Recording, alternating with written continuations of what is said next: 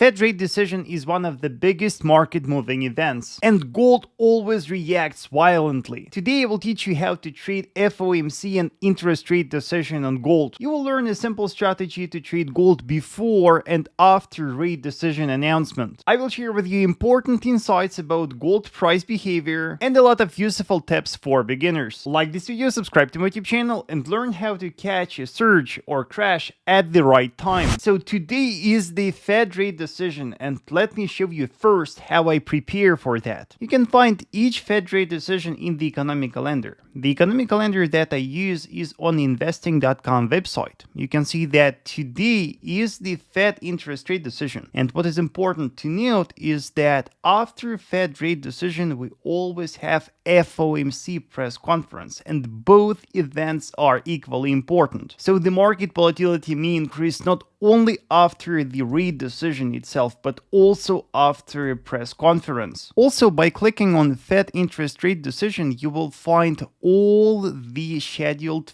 Fed rate decisions for a year. Important thing about gold price behavior ahead of a rate decision is that typically the market slows down. It happens because the institutional traders, the smart money, and retail traders tend to wait for the Fed announcement first. Because of that, market volatility drops. Examining an intraday price action on gold on a 4-hour time frame, you can see that for the last 2 days the market is barely moving. It happens because the market participants await the Fed rate decision. And if we examine this price action on an hourly time frame, we'll see that this sideways movement is in fact a parallel channel, and the market is stuck within this channel, perfectly respecting its support and its resistance. Traders trade gold with the only fixed spreads broker. For more info, check the link in the description below. The best strategy to follow to trade gold ahead of the Fed rate decision is to try to spot such a consolidation. Try to spot such a range. The resistance and the support of the range will provide very perfect points for you to buy and sell market from. To buy gold, you will simply need to wait for the test of the support of the range, set your stop loss below the lows of the range, and your target should be the resistance of the range. That will be your simple long